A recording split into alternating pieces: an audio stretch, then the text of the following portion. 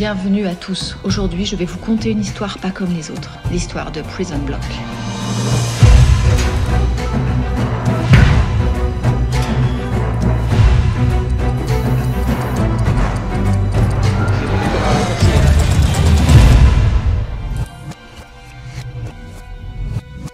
Si le teaser vous a donné envie, restez bien jusqu'à la fin de cette vidéo. Salut à tous, aujourd'hui je vais vous expliquer pourquoi et comment j'ai réalisé un court-métrage inspiré de la série Prison Break. J'ai été contacté par un groupe d'étudiants de la fac de médecine de Clermont, 16 jeunes qui se sont réunis pour candidater au bloc santé. Pour faire simple, le bloc santé c'est une association qui fait office de BDE, bureau des étudiants, pour toute la faculté de médecine. Et chaque année, des nouvelles listes se présentent et doivent réaliser une campagne pour être sélectionnés. Réaliser un court-métrage est l'une des parties les plus importantes de leur campagne, du coup ils ont fait appel à mes services.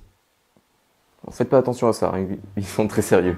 Vous l'aurez compris, ils ont choisi le thème de Prison Break. Pour ceux qui connaissent pas, c'est une série dans laquelle l'histoire se base sur une évasion de prisonniers. Perso, j'ai regardé la saison 1 pour m'inspirer et c'est une dinguerie. Bref, cette fiction devait ressembler au maximum à la série originale. Pour ça, ils ont écrit un scénario avec des références et j'ai utilisé uniquement les musiques originales au montage. Pour cette réalisation, on avait pas mal de contraintes. Premièrement, pas d'équipe de tournage. En général, pour tourner un court-métrage, il y a un réalisateur, un cadreur, un script, un perchman, etc. Ça peut se multiplier en fonction du projet. Pour ce tournage, je faisais tout en même temps, donc ouais, j'avais pas mal de responsabilités. Deuxièmement, 3 jours de tournage avec certains acteurs disponibles uniquement quelques heures, donc un peu galère pour l'organisation. Troisièmement, aucun lieu officiel, donc pas de prison ni de tribunal. Pour simuler une prison, on a filmé dans un camp militaire abandonné pour le côté extérieur et pour l'intérieur de la prison, dans les couloirs de la cave d'une résidence. Un peu ghetto, mais vous verrez, ça rend pas si mal. Le reste des décors ont été tournés dans 2 apparts étudiants. Une pièce qui a servi à 3 décors, le kidnapping, la planque et le salon de tatouage.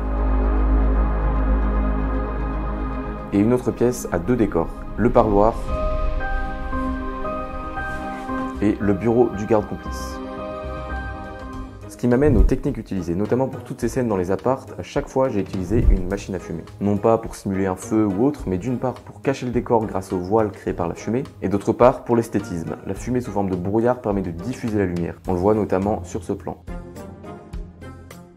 Et ça permet d'ajouter un vrai mood cinéma. On le voit pas forcément, mais il y a beaucoup de scènes au cinéma qui sont tournées avec des machines à fumer. Autre technique, c'est l'utilisation de la longue focale de 50 à 70 mm en général.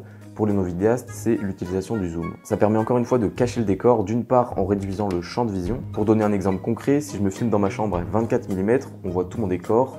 Et si je me mets à 70 mm sous un certain angle, on n'a plus que le fond noir. Et d'autre part, la longue focale diminue la profondeur de champ, donc avec une grande quantité de flou, ça limite les éléments perturbateurs du décor. Par exemple, pour cette scène, elle a été tournée en ville alors qu'on devait être à l'entrée de la prison.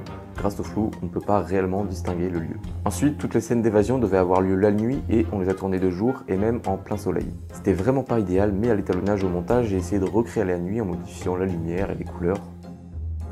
Encore une fois, c'est pas si dégueu. Dernière technique, c'est le son. Par exemple, dans le couloir où les portes sont les cellules des prisonniers, toutes les portes étaient fermées et on n'avait pas les clés, donc vous le verrez, j'ai utilisé des bruitages pour simuler l'ouverture des serrures. De la contrainte naît la créativité. C'est clairement la phrase qui correspond à ce tournage. Mon cerveau était en ébullition créative pendant 3 jours. Le fait de devoir tout faire rapidement, c'était le plus dur. À chaque fois, je devais m'imaginer les plans pour créer une scène et les concevoir techniquement en quelques dizaines de minutes. Bien sûr, en tant que perfectionniste, j'aurais aimé faire plus de plans ou en refaire certains, mais ici, il fallait se contenter des premières prises. Donc oui, c'était un vrai challenge et c'est pour toutes ces raisons que je suis très fier du résultat.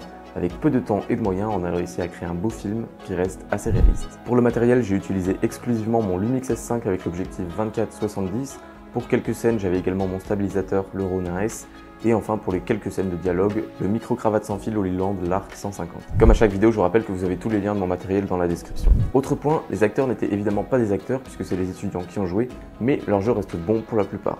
Je vous laisserai vous faire votre propre avis quand vous aurez regardé le court-métrage. Mais juste avant d'aller le voir, je vais vous définir quelques termes pour mieux comprendre parce que le scénario il reste quand même très spécifique aux études de médecine. VP, ça veut dire vice-président. Dans leur groupe, ils ont un président et tous les autres membres sont vice-présidents avec un rôle spécifique comme VP communication ou VP pharmacie par exemple. AC2, c'est la deuxième association importante en médecine qui gère les fêtes et les soirées étudiantes. Maintenant que vous avez toutes ces infos et que je vous ai spoilé un petit peu trop, vous pouvez foncer sur la chaîne YouTube de mon entreprise pour regarder le résultat. En cliquant juste ici, sur le lien dans la description ou en tapant Ultime Prod sur YouTube. Je vous préviens tout de suite, si vous avez vu la série, vous allez kiffer. Si vous faites des études de médecine, encore plus. Et pour la majorité d'entre vous qui n'ont aucune de ces deux conditions, vous inquiétez pas, il y a des belles images. Bon visionnage et à bientôt.